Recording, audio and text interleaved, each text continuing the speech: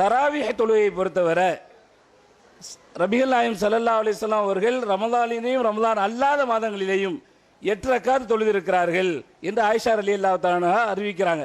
அது தஹஜ்ஜுதா அல்லது அது தராவீஹா கியாமுல் லைலா.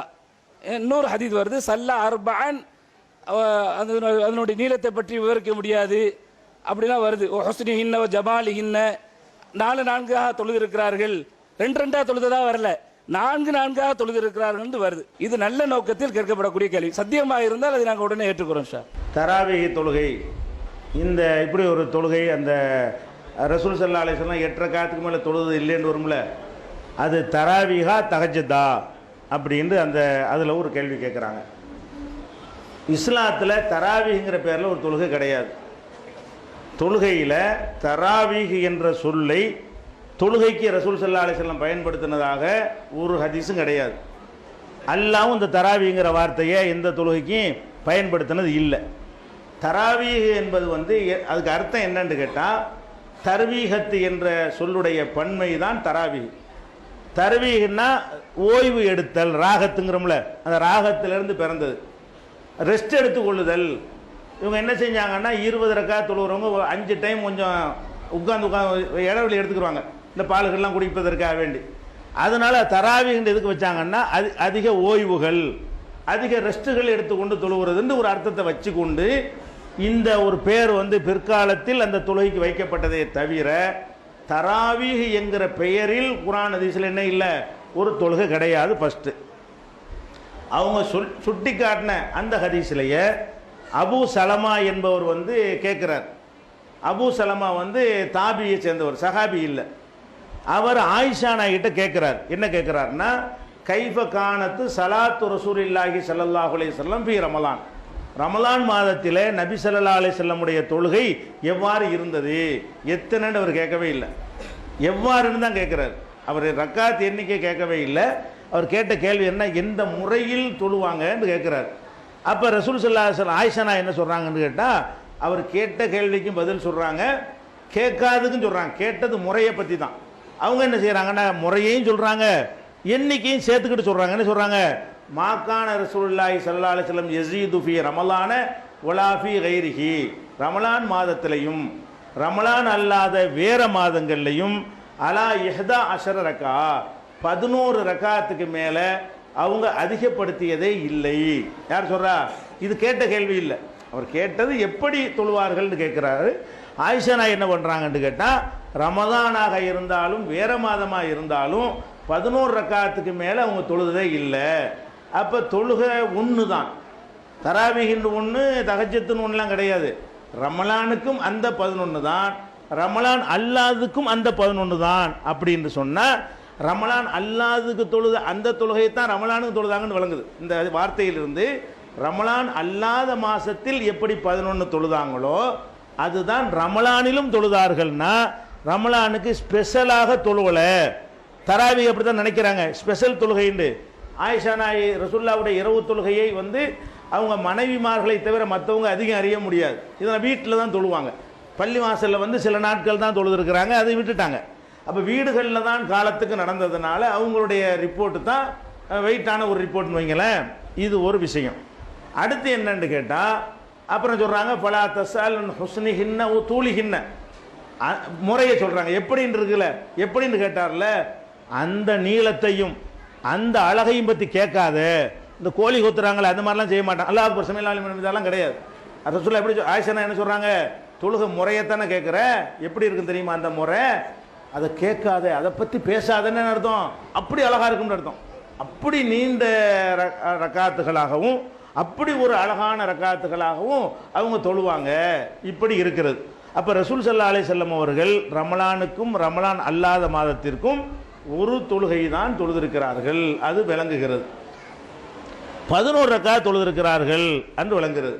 அது எப்படின்னு விளக்கும்போது என்ன செய்கிறாங்கன்னா, யுசல்லி அர்பன், ஒரு 4 தொழுவார்கள், அப்புறம் ஒரு அர்பன் 4 தொழுவார்கள், அப்புறம் ஒரு 3 தொழுவார்கள் வருது.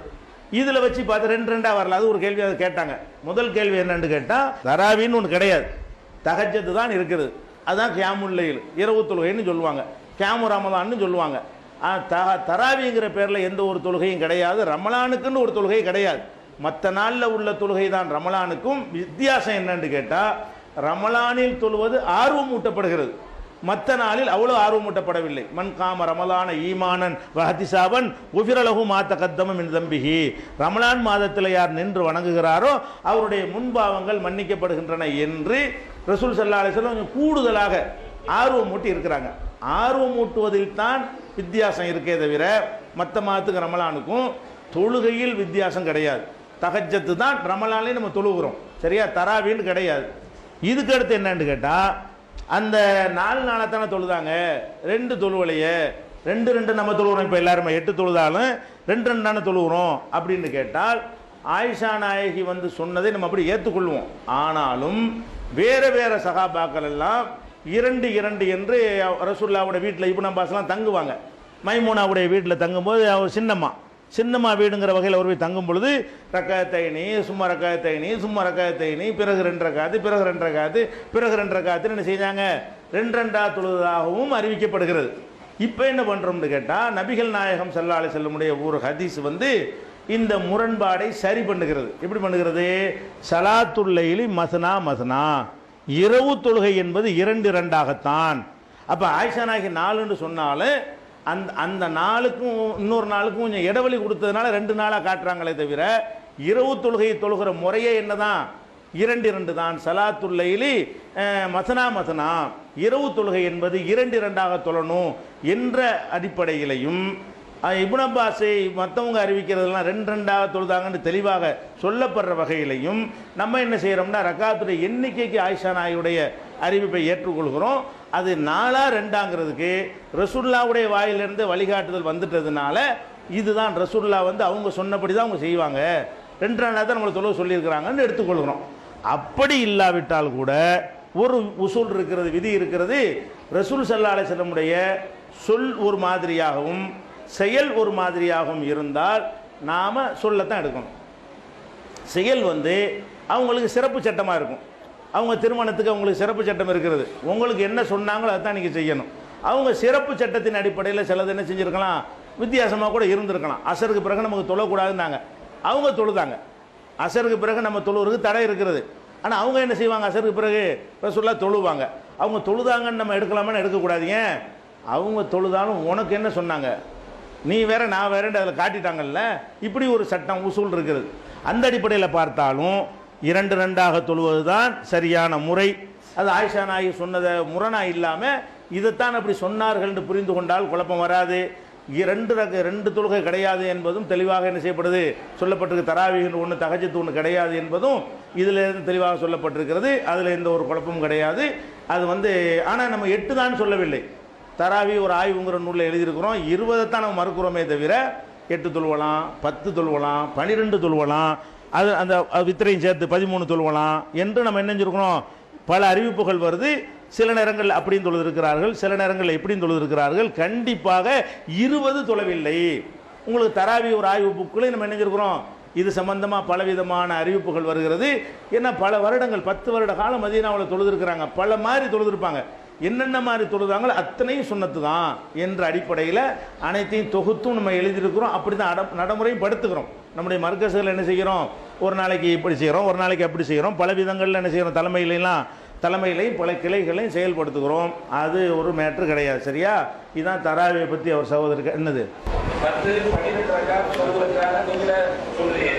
அதே ஆயிஷா ரலியல்லாஹு அறிவிப்புல 8 + 3 11 விட அதிகமாக தொழுது இல்லை அப்படிங்கிற அறிவிப்பு சொல்றீங்க. அதே ஒன்றுக்கு பின் முரணாவே போகுது. 20 ரக்காத் இருக்கிறதுக்கு ஆதாரமான செய்திகள் இருக்குது, நீங்க இல்லைன்னு சொல்றீங்க. அதை நீங்க சொல்றீங்க, எது ஆதாரத்தை சொல்லி கொடுங்க. 20 ரக்காத்துக்கு ஆதாரம் இருக்குன்றீங்கல்ல, பதிய வச்சுட்டா ஆதாரத்தை சொல்லி போடணும். சொல்லுங்க, அது என்ன ஆதாரம்? அது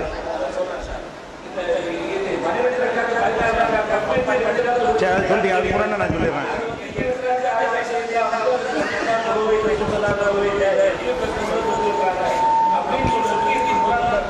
ஓகே, இது இப்போ 20 ரக்காத்துக்கு சொன்னீங்கல்ல, அது சொல்கிறேன், முன்னாடி சொல்கிறேன்.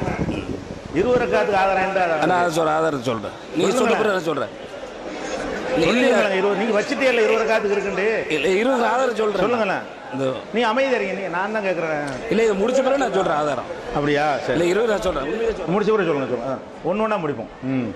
அதாவதுங்க எல்லாமே எல்லாத்துக்குமே ஒரு உசூல். இஸ்லாமிய அனைத்து சட்டங்களுமே ஒரு விதியின் அடிப்படையில் உருவாக்கப்பட்ட சட்டங்களாக தான் இருக்கிறது. ஏன்னா அல்லாஹ்வுடைய மார்க்கம் அப்படி தான் இருக்கிறது. இப்போ ஆயிஷா நாயகி சொன்னது ஒரு நம்பரு, இப்னு அப்பாஸ், இப்னு உமர், இப்படி பல பேரும் வெவ்வேறு நம்பர்களை சொல்கிறாங்க. அப்போ முரணா இருக்குது இப்படின்னு கேட்குறீங்க. இதுக்கு மட்டும் முரண் இல்லை, நிறைய விஷயத்துக்கு இது மாதிரி முரண் வரும். ஆனால் இது எல்லாத்துக்குமே ஒரு ஆன்சர், ஒரே ஆன்சர் தான். எல்லா உசூல்கள்லையும் தெளிவாக சொல்லப்பட்ட ஒரு ஆன்சர் இருக்கிறது. இப்போ உதாரணமாக எடுத்துக்கிட்டீங்கன்னா, இப்போ ரசூல் ஸல்லல்லாஹு அலைஹி வஸல்லம் அவர்கள் நின்று கொண்டு சிறுநீர் கழித்ததே இல்லை ஆயிஷா நாயகி சொல்கிறாங்க. அதே நேரத்தில் வேற ஒரு சகாபி அறிவிக்கிறாரு, ரசூல் ஸல்லல்லாஹு அலைஹி வஸல்லம் ஒரு குப்பை மேட்டுக்கு வந்தார்கள், அங்கே நின்று கொண்டு சிறுநீர் கழித்தார்கள் அப்படின்ட்டு ஒரு ஹதீஸ் இருக்கிறது. இதுவும் முரண் தான். அவங்க இல்லைங்கிறாங்க, அவங்க இருக்குங்கிறாங்க. அப்போ இந்த மாதிரியாக அதுக்குன்னு ஒரு பெரிய பட்டியலே உண்டு. ஒரு சகாபி இருக்குங்கிறத ஒரு சகாபி இல்லைம்பாரு. அப்போ இருக்குது இல்லை இந்த மாதிரி மேட்ரு வறுமையானால் அதுக்கு எல்லாத்துக்குமே ஒரே ஆன்சர் தான். இது ஹதீஸுக்கு உள்ள ஆன்சர் மட்டும் கிடையாது. உங்கள் பேச்சில், என் பேச்சில், சட்டத்தில், உலகத்தில் எல்லாத்துக்குமே இந்த ரூல் தான். இந்த ரூலை படி தான் எல்லாத்தையுமே புரிஞ்சு கொள்ள வேண்டும். எப்படின்னு கேட்டால் புரிஞ்சு உங்களுக்கு சொல்கிறாங்களா, இந்த பையன் இருக்கார், இவர் நான் பீடி குடித்ததை நான் பார்த்தேங்கிறேன். நீங்கள் என்ன செய்றீங்க, அவர் பீடி குடித்தது இல்லைங்கிறீங்க. இவரை பீடி குடித்ததை நான் பார்த்தேன்னு நான் சொல்கிறேன். இவர் என்ன செய்கிறார், இன்னொருத்தர் அது பார்க்கவே இல்லைங்கிறாரு. நானும் உண்மை சொல்லக்கூடிய ஆள், அவர் உண்மை சொல்கிறாள்னு வச்சுக்கிடுவோம். ரெண்டுல ஒரு பொய்யராக இருந்தால் ஒரு இட்டுக்கட்டி சொல்லியிருக்கலாம். நானும் பொய் சொல்ல மாட்டேங்கிற ஒரு ஆளாக இருக்கிறேன், இவரும் பொய் சொல்ல மாட்டாருங்கிற சகாபாக்கள் அப்படி தானே பொய் சொல்ல மாட்டாங்கல்ல, பொய் சொல்லாத ஒரு ஆளாக இருக்கார். இவரும் உண்மை சொல்லக்கூடிய ஆள், இவர் குடித்தேங்கிறாரு, இவர் குடிக்கலைங்கிறாரு. என்னடான்னு சொல்லி யாரையும் பொய்யா நாக்க முடியுமான்னு ஆக்க முடியாதீங்க. நான் குடித்தார்னு சொல்கிறது நான் பார்த்ததை நான் சொல்கிறேன், இவர் பார்க்கும்போது குடிக்கலை. என்ன அர்த்தம்? இது சிம்பிளான மேட்ரு. நான் பார்க்கும்போது குடித்தாரு, அவர் பார்க்கும்போது குடிக்கலை. அப்போ அவரவர் 24 மணி நேரமும் பார்த்துக்கிட்டு இருக்க முடியாது யாரையுமே. நான் பார்த்த வகையில் ஒருவரை எப்படி அறிந்தேனோ அதை நான் சொல்வேன். நான் பார்க்காத நேரத்தில், நீங்கள் பார்த்த நேரத்தில் ஒரு வேறு மாதிரி இருந்தார்னா அதை நீங்கள் சொல்லுவீங்க. அவர் பார்த்த நேரத்தில் இப்படி கண்டார்கள், இவர் பார்த்த நேரத்தில் இப்படி கண்டார்கள்னு தான் என் பேச்சையும் எடுத்துக்கிடுவோம், உங்கள் பேச்சை எடுத்துக்கிடுவோம். கோர்ட்டில் ஒருத்தன் என்ன செய்கிறான், கொலை செஞ்சுட்டு தான் சொல்கிறான். அப்போ நான் இல்லை கொலை செய்யவில்லை, நான் கொலை செய்ய நான் பார்க்கலங்கிறேன். நீ பாக்கட்டி என்னடா அவர் பார்த்துருக்காருல. ஒரு ஆள் இவர் கொலை செஞ்சதாக கோர்ட்டில் கேஸ் வந்துருச்சு. ஒரு ஆள் என்ன செய்ய சாட்சி சொல்கிறாரு, இந்த பையன் கொலை செஞ்ச நான் பார்த்தேன்ட்டு.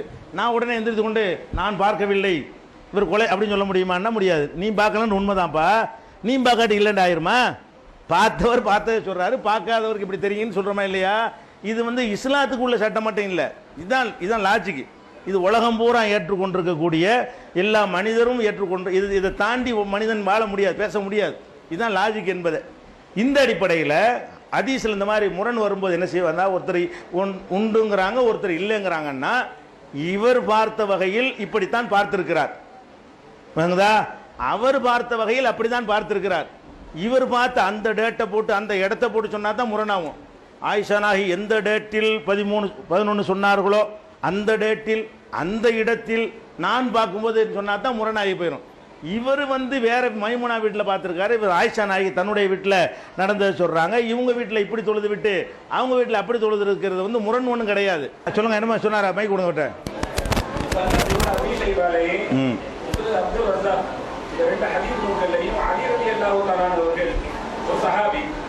அவங்க போய் சொல்ல மாட்டாங்க. அவங்களுடைய செயல்பாட்டில் 20 ரக்காத் தொழுதார்கள் என்ற ஒரு ஹதீஸ் கிடைக்கிறது நமக்கு. அப்புறம் சஹாபி தொழுதிருக்கிறாங்க, அலிகள் எல்லாரும் பஷருல் ஜன்னா சொர்க்கத்தை கொண்டு நன்மாராய் சொல்லப்பட்ட ஒரு சஹாபி. அவங்க தவறு செய்ய மாட்டாங்க. அவங்க 20 ரக்காத் தொழுதிருக்கிறாங்க ஒரு ஆதாரம் கிடைக்கும் போது அதை ஏன் நாம் பின்பற்றக்கூடாது? அதை பின்பற்றுவோம். நீங்க சொன்னது என்ன சொன்னீங்க அதுக்கு ஆதாரம் தாங்க. ரசூல்லா 20 தொழுதாங்கன்னு ரெக்கார்டு போட்டு காட்டிடுவோம். இப்போ நீங்கள் சொன்னது என்னன்னு கேட்டால், ரசூல் ஸல்லல்லாஹு அலைஹி வஸல்லம் 20 தொழுதுக்கு ஆதாரம் இருக்குன்னு சொல்லிவிட்டு இப்போ அலி ரலியல்லாஹு அன்ஹு தொழுதாங்கன்னு சொல்றீங்க. ரசூலுல்லாஹ் சொன்னது காட்டுங்க. அப்படித்தானே பதிவு பண்ணீங்க கொஞ்ச நேரத்துக்கு முந்தி. ரசூலுல்லாஹ்க்கு ஆதாரம் இருக்கா? அதான் கேள்வி. அப்போ ரசூலுல்லாஹ் இல்லை இல்லை நீங்கள் சொன்னீங்களே, அது உண்மையா பொய்யாண்ட முதல் சொன்னீங்களே. ரசூல் ஸல்லல்லாஹு அலைஹி வஸல்லம் 20 தொழுதுக்கு ஆதாரம் இருக்குன்றீங்க. ரசூல் ஸல்லல்லாஹு அலைஹி வஸல்லம் 20 தொழுது ஆதாரம் தான் முதல்ல கடைப்பிடிக்கிற நாங்களா இருப்போமே. நீங்க அதை எடுத்து வைங்கன்னு கேட்டால் இப்போ எந்திரிச்சு அலி தொழுதாங்கங்கிறீங்க. அதுக்கு அது நான் வரல. ரசூலுல்லாஹ் தொழுது இருக்கா அது சொல்லுங்க. இதை சொல்லி முடிங்க. ரசூலுல்லாஹ் சொன்னீங்களா உண்மையா பொய்யா? அதுக்கு பதில் நான் சொல்லுவேன். இல்ல அலி சொன்னதை சொல்ல மாத்தி சொல்றேன்னு கேட்கறேன். சரி நான் சொல்லிக்கிறத இல்ல ஏத்துக்கிறேன். நீங்க முதல்ல சொன்னீங்கல்ல அதை மாத்தியா சொல்றீங்க என்ன? இல்ல நான் அலி போற போக்குல நீங்க பாட்டுக்கு 8க்கும் ஆதாரம் இருக்கு, ரசூலுல்லாஹ் 20 தொழுதுக்கும் ஆதாரம் இருக்குங்கிறீங்க. ஆமா. இப்ப ஆதாரம் கேட்டு அலி தொழுதாங்கங்கிறீங்க. சரி அலியை அப்ப பின்பற்ற ரசூலுல்லாஹ் மாட்டீங்களா? தொழுது தவறா சொல்றேன்னு சொல்லி போடுங்க. அது சொல்றேனா? அலி ரலியல்லாஹு தொழுது அது இருக்கிறாங்க சொல்றேன். பதில் ஒண்ணு சொல்லல. அதுக்கு பதில நான் சொல்லுவேன். இது தவறா சரியா நீங்க சொன்னது? ரசூலுல்லாஹ் தொழுதாங்கன்னு சொன்னது ஆதாரம் இருக்கா? ரசூல் ஸல்லல்லாஹு அலைஹி வஸல்லம் அவங்க தொழுகாமல் அலி ரலியல்லாஹு தொழுக மாட்டாங்க. அப்படி சொல்லக்கூடாது. இதெல்லாம் பதில்ல நாங்க சொல்லுவோம். நீங்க ரசூல் ஸல்லல்லாஹு அலைஹி வஸல்லம் 20 தொழுதாக மக்கள்கிட்ட பதிவு பண்ணீங்கன்னா அதை காட்டுங்க. முதல் நாங்க செய்யறோம். அதான் நாங்க சொல்லிட்டு இருக்கிறோம். அலி ரலியல்லாஹு தஆலா அவர்கள் அதான் உங்க கேள்வி அவ்வளவுதானே? ஆமா. சரி உட்காருங்க. அவர் என்ன சொல்றாருன்னு கேட்டா இது முடிஞ்சிருச்சு. அவர் கிளியரா ஒரு நல்லதான் நல்ல நோக்கத்தெல்லாம் கேட்கிறார். அப்ப ரசூல் ஸல்லல்லாஹு அலைஹி வஸல்லம் தொழுததாக ஒரு ஆதாரம் இல்லை என்பது உங்களுக்கு தெளிவாக ஆகிவிட்டது. நம்ம என்ன செய்யறோம்னு கேட்டா ஒரு அடிப்படை நம்ம வச்சிருக்கிறோம். என்ன அடிப்படை? குர்ஆனும் ஹதீஸும் மட்டும்தான் ஆதாரம், வேற எதுவும் ஆதாரம் இல்லைங்கிறது தான் பேசிக். அந்த பேசிக்கில் இப்போ நுழையணும். அதாவது சஹாபாக்கள் சொன்னது ஆதாரமாகும் என்றால் முதல்ல இங்கே இந்த சபையில் நடந்ததே உங்களுக்கு இந்த உலமாக்கள் அப்போ வரல. மக்கள்லாம் நீங்கள் இருந்தீங்க. அதான் மக்கள்லாம் இருந்தீங்க. ஒரு அம்மா ஒரு கேள்வி கேட்குறாங்க. என்ன கேட்டாங்கன்னா உமர் ரலியல்லாஹு அன்ஹு சொன்னதாக ஒரு ஆதாரபூர்வமான செய்தி நான் படித்தேன். அது உண்மை ஆதாரபூர்வமானது அவங்க படித்தது. அதில் என்ன இருக்குன்னு கேட்டால் வட்டி என்றால் என்ன என்பதை ரசூல் ஸல்லல்லாஹு அலைஹி வஸல்லம் முழுமையாக விளக்காமல் மரணித்து விட்டார்கள். கலாலாவின் சட்டத்தை ரசூல் ஸல்லல்லாஹு அலைஹி வஸல்லம் முழுமையாக விளக்காமல் மரணித்து விட்டார்கள். வாரிசுரிமை சட்டத்தை ரசூல் ஸல்லல்லாஹு அலைஹி வஸல்லம் அவர்கள் முழுமையாக விளக்காமல் மரணித்து விட்டார்கள் என்று உமர் ரலியல்லாஹு அன்ஹு சொன்னாங்களே. இப்போ மார்க்கத்தை ரசூலுல்லாஹ் முழுமையாக்கலையான்னு கேட்டாங்க. அதுக்கு என்ன நம்ம பதில் சொன்னோம் என்றால் இதெல்லாம் யாருக்கு வரும்? யார் சொன்னாலும் ஆதாரம்னு எடுத்துக்கிறாங்களே அவங்களுக்கு தான் இது ஒரு கொஸ்டின். எங்களுக்கு இது ஒரு கொஸ்டின் கிடையாது. ஏன்? அல்லாவும் ரசூலும் சொன்னதுதான் மார்க்கம். இந்த அர்த்தம்லாம் வரும். இந்த மாதிரியெல்லாம் என்ன செய்யும்? வரும். அப்போ சஹாபாக்கள் சொன்ன ரசூலுல்லாஹ் சொல்லாமையே செஞ்சுருப்பாங்க அப்படின்னா அப்போ இதன் அடிப்படையில் எடுத்துக்கொண்டால் வட்டியை பற்றி இஸ்லாம் தெளிவுபடுத்தவில்லை. ஏன்னா உமர் சொல்லிட்டாங்கல்ல. அலியை விட உமர் பெரிய ஆள் தானே, அது பின்பற்றணும்ல. இப்படி நிறைய பட்டியல் ஒன்று ஒன்றா வரும். நீங்கள் கேட்க நான் சொல்கிறேன் ஒன்று ஒன்றா. அப்போ நம்ம என்னன்னு கேட்டால் பேசிக்கையே தகர்க்கக்கூடிய விதத்தில் எல்லாம் சஹாபாக்கள் சொன்னதாக பல செய்திகள் அறிவிக்கப்பட்டிருக்கின்றன. நமக்கு பாதுகாப்பு வஹி மட்டும்தான். வஹி ரசூல் ஸல்லல்லாஹு அலைஹி வஸல்லம் மட்டும்தான் வரும். அல்லாஹ்விடமிருந்து யாருக்கு செய்தி வருகிறதோ அதைத்தான் நம்ம பின்பற்ற முடியுமே தவிர சஹாபாக்கள் அவங்க புரிந்து கொண்ட விதத்தில் தப்பு செஞ்சிருக்கலாம். ஒருத்தர் கிடைச்ச தகவல் வேற ஒருத்தர் கிடைக்காம இருக்கலாம். ஒருத்தர் கேட்டு போய் கொஞ்சம் முன்ன பின்ன சொல்லி இருக்கலாம். காலமெல்லாம் ரசூலுல்லாஹ்வோட உட்கார்ந்துகிட்டு இருக்க கிடையாது. வியாபாரம் பண்ணாங்க, வேலைகளை செஞ்சுட்டு இருந்தாங்க. இந்த மாதிரியான காரணத்தினால சிலதெல்லாம் ஏற்பட்டு இருக்கலாம். அப்போ அதெல்லாம் வச்சு நம்ம என்ன பேசிக்கில் இருக்கிறோம் என்று கேட்டால் நாங்கள் பொறுத்த வரைக்கும் அலி ரலியல்லாஹு அன்ஹு செஞ்சது அந்த ரிவாயத்தை சரியில்லை, தனியாக நூல் போட்டிருக்கிறோம். அதுக்கு நான் வரவே இல்லை. நாம் அவங்களுக்கு சொன்ன பதில் அதான் சொன்னோம். இது ஒரு மேட்ரு இல்லை எங்களுக்கு. ஏன்? நாங்கள் 2 தான் அடிப்படை. இஸ்லாத்தில் குர்ஆன்லேருந்து காட்டுங்க, நபிகள் நாயகம் ஸல்லல்லாஹு அலைஹி வஸல்லம் சொன்னதை காட்டுங்க. சஹாபாக்கள் ரசூலுல்லாஹ் செய்யாமையா செஞ்சுருப்பாங்கன்னா ஆமாம் செய்யாமே செய்வாங்க. செஞ்சதை தான் செய்வாங்கன்னு கிடையாது, செஞ்சதை மாற்றவும் செய்வார்கள். நீங்கள் சொன்னீங்க செய்யாதே செய்வாங்கன்னு. இப்போ ஒரு ஹதீஸில் முஸ்லிமில் வருகிறது, நபி ஸல்லல்லாஹு அலைஹி வஸல்லம் அவங்களுடைய காலத்தில் 3 தலாக் என்பது கான தலாக்கு சலாசு அலா அஹதி ரசூலில்லாஹி ஸல்லல்லாஹு அலைஹி வஸல்லம் அஹதி அபீபக்கரின் ஓ சதுரம் மின் இமாரத்தி உமர். அதான் ரசூலுல்லாஹ்வுடைய காலத்திலையும் அபூபக்கர் ரலியல்லாஹு அன்ஹுடைய காலத்திலையும் உமர் ரலியல்லாஹு அன்ஹுடைய துவக்க காலத்திலையும் முத்தலாக் என்று ஒருத்தன் சொன்னால் இன்னமா யுஅத்து வாஹிதா, ஒரு தலாக் என்று தான் அது நடைமுறையில் இருந்தது. முத்தலாக் விட்டான்னு ஒருத்தன் சொல்றான். 3 தலாக் அல்ல, ஒரு தலாக்கு தான். அது ஒரு தடவை தான் சொல்லி. இது நான் சொல்லல, ஹதீஸ். இந்த ஹதீஸ் சஹீஹ் முஸ்லிம்ல ஆதாரபூர்வமாக இடம்பெற்றிருக்கிற ஒரு ஹதீஸ். என்ன வருதுன்னு கேட்டா கான தலாக்கு சலாசு 3 தலாக் என்று சொல்ற அந்த சொல்லு ஒரு தலாக்கு தான். 3 தலாக்குன்னு ஒருத்தர் சொன்னதுனால 3 தலாக் ஆகாது, அவங்க சேர்ந்து வாழலாம். 2வது தடவை வாழ்ந்துட்டு ஒரு தலாக்கு சொல்லுவானே அதுதான் 2வது தலாக்கு. சேர்ந்து வாழ்ந்துட்டு இன்னொரு காலகட்டத்தில் சொல்லுவானே அதான் மூணாவது தலாக்குன்னா சேர்ந்துட்டு மறுபடி சொன்னா தான் அடுத்த தலாக்கு வரும். இப்படி எல்லாம் நம்ம வந்து புரிந்து வைத்திருக்கிறோம் இப்ப. ஆனா ரசூலுல்லா காலத்தில் இதே மாதிரி தான் இருந்து உமர் இல்லா என்ன செய்யறாருன்னு கேட்டா, இது வந்து ரசூலுல்லா காலத்தில் இப்படி இருக்குதுல, அவர் ஆட்சிக்கு வந்தவுடனே இது மக்கள் வந்து ரொம்ப அவசரப்பட்டு தலாக்கு சொல்லி விடுகிறார்கள், நிதானம் இல்லாமல் இதை நம்ம மாற்றி விட வேண்டும் அப்படின்னு சொல்லிட்டு அப்படி சொல்றாரு. அம்லைனாங்கிறாரு, நினைச்சா மாத்திருவோம்னு சொல்றாரு. மாற்றி விட்டு அம்லான்னு வருது, மாத்திட்டார்னு வருது. 3 தலாக்குன்னு இனிமே சொன்னால் 3 தலாக்கு தான். இது முஸ்லீம்ல ஹதீஸ் வருது. இப்போ ரசூலுல்லா சொல்லாமையா சஹாபி சொல்லியிருப்பாங்கன்னு நீங்க கேட்குறீங்க. சொன்னதுக்கு மாத்தமா சொன்னாங்கன்னு நான் சொல்றேன். சொன்னதுக்கு தெரிஞ்சுக்கிட்ட ரசூலுல்லா சொன்னது என்னதான், அது 3 தலாக்குன்னு சொன்னா 1 தலாக்குன்னு ரசூலுல்லா சொல்லியிருக்கிறாங்க. இதை ஒத்துக்கிற முடியாது. இது ஆளாளுக்கு இஷ்டத்துக்கு தலாக்கு சொல்றாங்க. இனிமே 3ன்னு சொன்னீங்கன்னு வைங்க, 3 ஆக்கிடுவேன் அப்படின்னு சொல்லிவிட்டு அவர் 3ன்னு ஆக்கி விட்டாருங்க. அதுதான் மதுஹபில் முத்தலாக்குன்னு கொண்டு வந்துட்டாங்க. நம்ம என்ன கேட்குறோம்னா, இப்போ வந்து நம்ம சஹாபாக்களை பின்பற்றுவதா ரசூலுல்லா பின்பற்றுவதா? ரசூல் ஸல்லல்லாஹு அலைஹி வஸல்லம் வந்து சொன்னதை மாத்திருக்கு இவங்க யாரு? அப்போ அதில் என்ன எதனால சொன்னாங்க, அதுக்குள்ள நான் நுழைய விரும்பவில்லை. நம்ம மறுமையில் அல்லாஹ் கேட்பானே, அப்போ ரசூலுல்லாவை விட உனக்கு உமர் அலி நான் பெருசான்னு கேட்டால் அதுக்கு நான் என்ன பதில் நான் சொல்லுவேன்? அவருக்கு ஏன் செஞ்சார் என்பதற்கு நான் காரணம் தேடுவது என்னுடைய கடமையா? என்னுடைய ஈமானை என்னுடைய அமலை நான் பாதுகாத்துக் கொள்வது என்னுடைய கடமையா? அப்போ நம்ம என்ன அல்லாஹ் கேட்பான், ரசூலுல்லா இப்படி செஞ்சாங்கன்னு உனக்கு சொல்லப்படுது, அது ஆதாரப்பூர்வமா நீனு ஒத்துக்கிற, எல்லாரும் ஒத்துக்கிறாங்க, உமர் அதை மாத்தினார்னு சொல்லப்படுகிறது. ஒரு மூமின் என்ற முறையில் நீ எடுக்க வேண்டிய முடிவு என்ன? ரசூலுல்லாவோட உமர் பெருசுன்னு நீ எடுப்பியான்னு அல்லாஹ் கேட்பானா இல்லையா? அப்போ நம்ம என்ன பதில்? அப்படிதான் நாங்கள் பார்ப்போமே தவிர, உமர் இவ்வளோ பெரிய ஆள் சொல்லிட்டாரு நாம அப்படி பார்க்கமா, எப்படி பார்ப்போம்? அதை விட பெரிய ஆள் சொல்லிட்டாரு நாங்கள் பார்ப்போம். உமர் அலிலான பெரிய ஆள் தான், ரசூலுல்லாஹ் அதை விட பெரிய ஆள் தானே. அப்போ இந்த மாதிரி எல்லாம் கூட சஹாபாக்கிட்ட வருதுங்கிறேன். இது மாதிரி விஷயங்கள் வந்து தெரியாமையா ரசூலுல்லாஹ் சொல்லாமையா செஞ்சிருப்பாங்கன்னு நம்ம கேட்குறோம். சொல்லவே இல்லைன்னு குற்றச்சுமத்துற மாதிரி ஹதீஸ்கள்லாம் வருகிறது. அதே மாதிரி சொன்னதுக்கு மாத்தமா சொன்ன ஒரு சாம்பிளுக்கு தான் நான் சொல்றேன். ஒரு பட்டியலாக நீங்கள் கேட்டீங்கன்னா நிறைய சொல்லிக்கிட்டே இருப்பேன். ஒன்றையும் எடுத்துக்கொண்டு நீங்கள் பதில் சொல்ல தயார் என்று சொன்னால், உமர் அலி சொன்ன என்னதெல்லாம் இருக்குது நான் வட்டி வேண்டாம், இப்போ நம்ம இப்படி தொடர்ந்து கொள்ளலாம், சுப வரைக்கும் எனக்கு பிரச்சனை கிடையாது, இதுதான் டாப்பிக்காக இருக்குமே. ஆனால் அவ்வளவுக்கு நீங்கள் ஒன்று எனக்கு சொல்லணும், இதுக்கு என்ன பதில், தலாக்கு நீங்கள் சொல்லுங்க, அப்படி நான் ஒன்று கேட்குறேன். அதனால நம்ம என்ன பேசிக்கல இருக்கிறோம் என்றால், குரான்ல இருந்தால் நாங்கள் ஏற்றுக்குருவோம், எங்கள் கொள்கை அதுதான். ரசூலுல்லாஹ் சொன்னால் ஏற்றுக்குருவோம். வேற யார் எந்த ஒரு ஒட்டுமொத்த சஹாபாக்களும் சேர்ந்துக்கிட்டு ஒன்று சொன்னாங்கன்னு சொன்னாலும் அது குரான் ஹதீஸில் இல்லை என்றால் அதை ஒத்துக்கொள்ள மாட்டோம். குரான் ஹதீஸில் இருக்கிற சொன்னால் தான் எத்தனை ஒளிவு முறை இல்லையே, இதில் தானே நம்ம எல்லாரோடையும் வேறுபடுறோம். அப்படி இருக்கும்போது நம்ம பேசிக்கு வந்து உமர் இல்லை அலி ரலியல்லாஹு சொன்னாங்கன்னா நம்ம என்ன செய்ய முடியாது, நாங்கள் ஏற்றுக்கிறது இல்லை. சரியா? அதுக்கு நாங்கள் அதுதான் பதிலாக சொல்கிறோம். இப்போ ஒன்று நீங்கள் பதில் சொல்கிற ரெடியாக இருக்கிறீங்களா? அடுத்ததுக்கு போட்டா நம்முடைய இந்த ஹதீஸ், நீங்கள் ஹதீஸை தான் ஏற்றுக்கிறோம், குரான் ஹதீஸை ஏற்றுக்கிறோம்னு சொல்கிறோம்ல, சொல்லக்கூடிய நீங்கள் ஹதீஸை வந்து நமக்கு சொன்னது யாரு? சஹாபாக்கள் இல்லாமையா நம்ம ஹதீஸை அறிஞ்சிட்டோம்.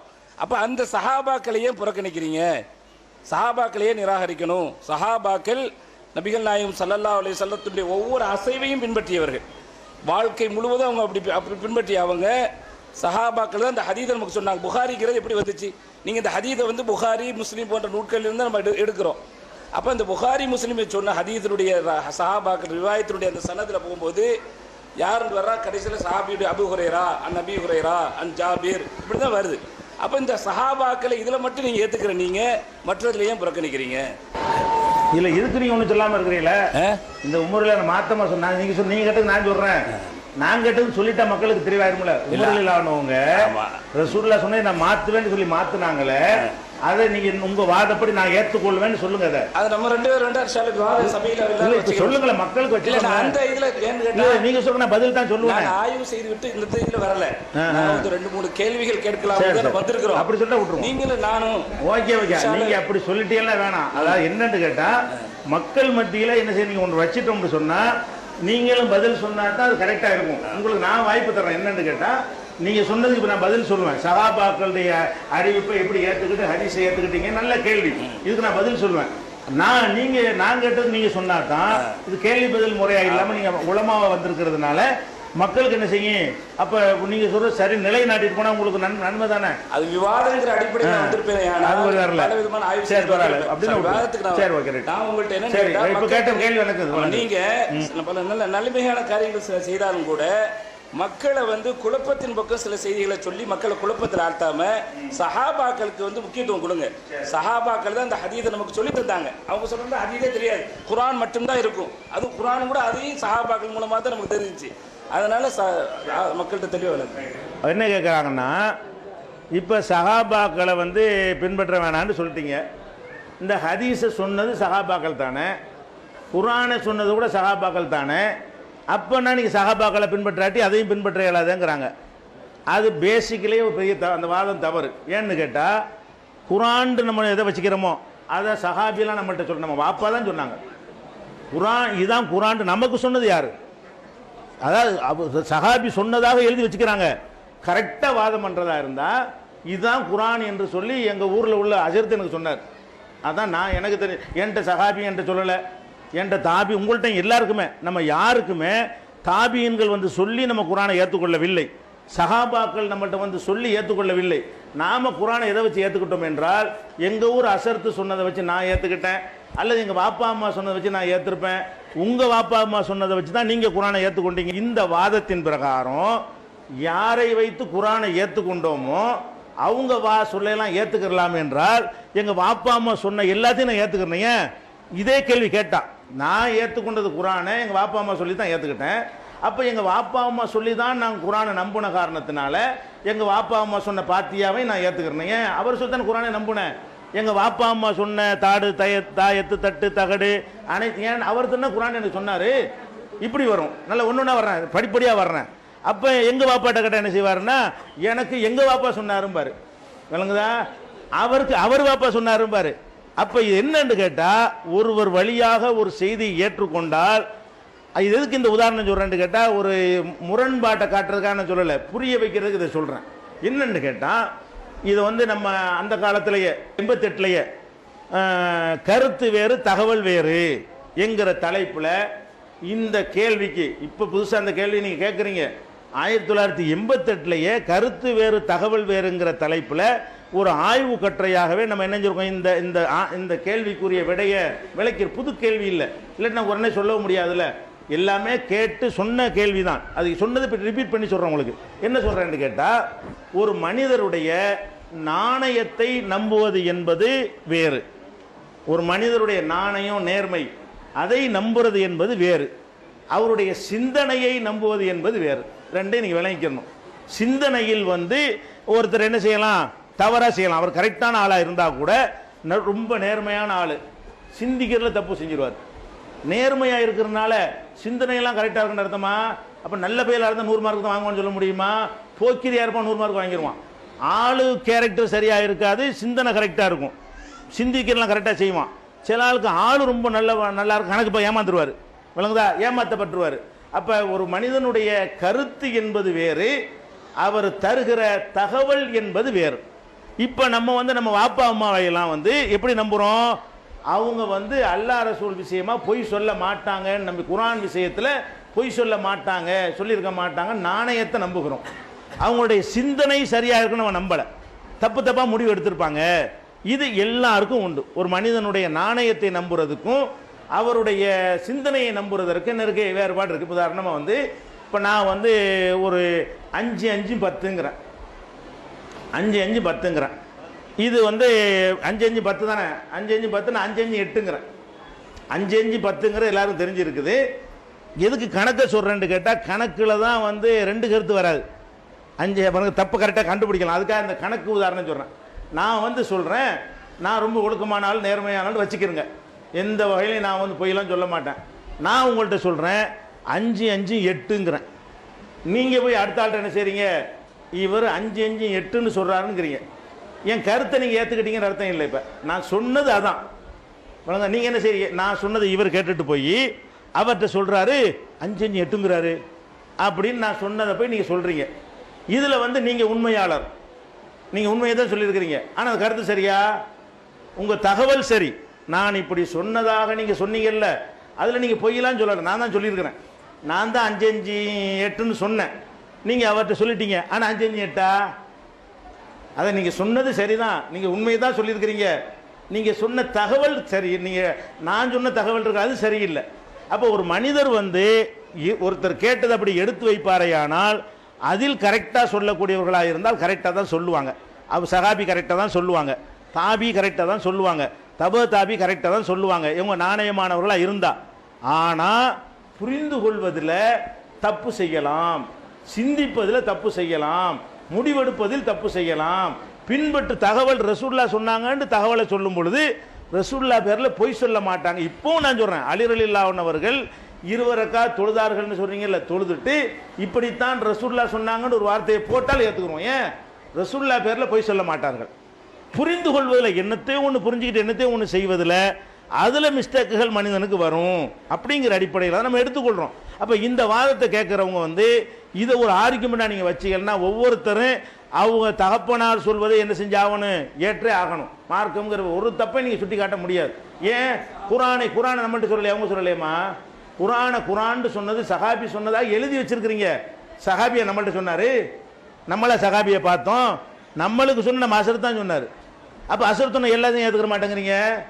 நீங்களே அசர்த்து சொன்ன பல விஷயங்களை மறுக்கிறீங்க. அசர் தானே குரான் உங்களுக்கு சொன்னார். ஒன்றுன்னு சொல்ல வரல, உங்கள் வாதத்தில் தான் ஒன்று வருதுங்கிறேன். நான் ஒன்றுன்னு சொல்லலை, உங்கள் வாதப்படி வருதுன்னு. நமக்கு குரானை அவங்க சொல்லித்தானே தெரிஞ்சுக்கிட்டோண்டீங்க, இல்லை இவங்க சொல்லித்தான் தெரிஞ்சுக்கிட்டோம். அப்போ அதுக்கு தான் நான் சொன்னேனே தவிர நீங்கள் சொன்ன வாதம் என்னன்னு கேட்டால் சஹாபாக்கள் வழியாக தானே குரான் வந்துச்சு, அப்போ அவங்கள தான் நம்ம நம்பணும்னு சொன்னீங்க. இல்லை வாப்பா வழியாக தான் வந்துச்சு, அதுக்காக நம்புறா இருந்தால் வாப்பா சொல்லத்தான் நம்பணும்னா உங்கள் வாதத்தை தான் திருப்பி உங்களுக்கு அடிச்சனே தவிர நானும் அந்த வார்த்தையை சொன்னேன். வாப்பா பின்பற்றுறது அதான் இல்லைன்னு சொல்லிட்டு இருக்கிறோமே. நாங்கள் தான் அந்த கொள்கையில் கிடையாது, வாப்பா அம்மா பின்பற்ற கொள்கை. இந்த வாதத்தில் ஒன்று நான் சொல்லிக்கிறேன், நீங்கள் சொன்னீங்க. இந்த வாதத்தில் ஒன்று, உங்கள் வாதப்படி நம்மள்ட்ட ஒப்படைக்கலங்க, நம்மள்ட்ட ஒப்படைக்கவே இல்லை. சஹாபாக்கள் தாபியின்கள்ட்ட ஒப்படைச்சதாக ஒரு தாபியின் சொல்லுவார், தாபியின் சொன்னதாக அவருக்கு பிந்தி உள்ளவர் சொல்லுவார். நம்மள்ட்ட ஒப்படைக்கல, நம்ம வாப்பா சொன்னதை நம்புறோம். ஆமா, இது இங்க இருந்து போகுது. புகாரி எழுதுனீங்களா பாத்தீங்க? புகாரி இதான் அந்த புகாரி எழுதுனாரு, எங்க வாப்பா தான் சொன்னாரு, எங்க அசர் தான் சொன்னாரு. ஹதீஸ் நம்புறோம், எதை வச்சு நம்புறோம்? எங்க வாப்பா வச்சு நம்புறோம். அவன் புகாரி உங்கள்கிட்ட சொன்னாரா? அப்ப நான் தான் அந்த புகாரி, நான் ஹதீஸ் சொன்னாரா? யாரையும் நம்புனாங்க? ஷைத்தான் சொன்னா கூட ஆயத்துல் குர்சிய ரசூலுல்லாஹ் ஏத்துக்கிட்டாங்க. சதக்கக கது அபூ ஹுரைராவுக்கு சொல்லுகிறது. யார் சொன்னா நமக்கு என்ன? சொல்ற விஷயத்தை கரெக்டாக கொண்டாந்து சேர்த்தாங்கன்னா ஏத்துக்குருவோம். அந்த அடிப்படையில் நம்ம நம்புறோமே தவிர நமக்கு சஹாபாக்கள் யார் நம்மள்ட்ட இதான் குரானு இதான் ஹதீஸ்னு யாருக்கும் சொன்னது இல்லை. இது லாஜிக்கலே வராது. அப்ப இந்த வாதம் வைக்காதேங்கிறேன். அதாவது சஹாபாக்கள் தான் நம்ம குரானை சொன்னாண்டா எல்லாத்தையும் ஏத்துக்கணும்னு நீங்க சொல்ல வர்றீங்க. அந்த வாதத்தை வச்சு என்ன வாப்பாக்கும் செய்யுங்கிறேன். வந்ததாக உங்க வாப்பா சொன்னாரு. எதை ஏத்துக்கிட்டீங்க? அதான் எதை வச்சு ஏத்துக்கிட்டீங்க? அதாங்க எப்படி ஏத்துக்கிட்டீங்க? அதை இல்ல வாப்பான்னு அசரத்துன்னு வச்சுக்கிறேங்க. வாப்பாண்ட வாப்பா அர்த்தம் இல்ல, உங்களுக்கு வயசு அசரத்து. ஆமா.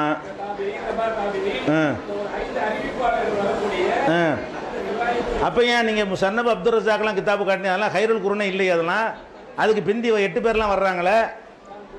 நீங்க அப்படின்னா என்ன செய்யணும்னா அகமது இப்னு ஹம்பலோட முடிச்சிடணுமே. ஆமாங்க, சஹாபாக்கள் பேர தாபி சும்மா சொல்லிருக்கலாம்ல. அபூ ஹுரைரா அறிவிச்சது நீங்க பாத்தீங்களா? அப்படி சொல்லுங்க. அப்ப யாரை நம்புறீங்க? இல்லங்க, அபூ ஹுரைரா சொன்னதாக நீங்க பார்க்கல, அடுத்தவர் சொல்றது நீங்க நம்புறீங்க. அந்த அடுத்தவர் உங்கள்ட்ட சொன்னாரா? உங்கள்ட்ட சொல்லல. அதுக்கு அடுத்தவர் அவர் சொன்னாரு. அதுக்கு அடுத்தவர் உங்கள்ட்ட சொன்னாரா? அவரும் சொல்லல. அதுக்கு அடுத்தவர் இப்படித்தான் வந்துச்சுன்னு சொன்னாரு. அப்புறம் இந்த கிதாபை காட்டி இதான் புகாரிமா எழுதுனது. நாங்க கிதாபையே ஒவ்வொரு தலைமுறை அடுத்த தலைமுறை மாத்திக்கிட்டே இருக்கு. இதான் புகாரி நான் என் பிள்ளைக்கு சொல்ல, என் பிள்ளை அவர் பிள்ளைக்கு சொல்ல, அவர் பிள்ளைக்கு சொல்ல, இப்படித்தான் நம்ம நம்பி இருக்கோமே தவிர நம்ம சஹாபி சொன்னதை கேட்டதும் கிடையாது, நம்ம தாபியை பார்த்ததும் கிடையாது. அப்ப நம்ம எதுக்கு நான் இந்த கேள்வி உங்கள்கிட்ட கேட்கிறேன்னு கேட்டா, அவங்க வழியா வந்ததுனால அவங்க சொல்ல எல்லாத்தையும் ஏத்துக்கணும்னு வாதம் வைக்கிறீங்களே, அது இதுக்கு வருமேன்னு கேட்டேன். எதுக்கு இதை கேட்கிறேன்? அவங்க வழியா தானே வந்துச்சுங்கிறீங்க. இவங்க வழியாவில் உண்மையில வந்துச்சு, அவங்க வழியா நமக்கு வரலையே.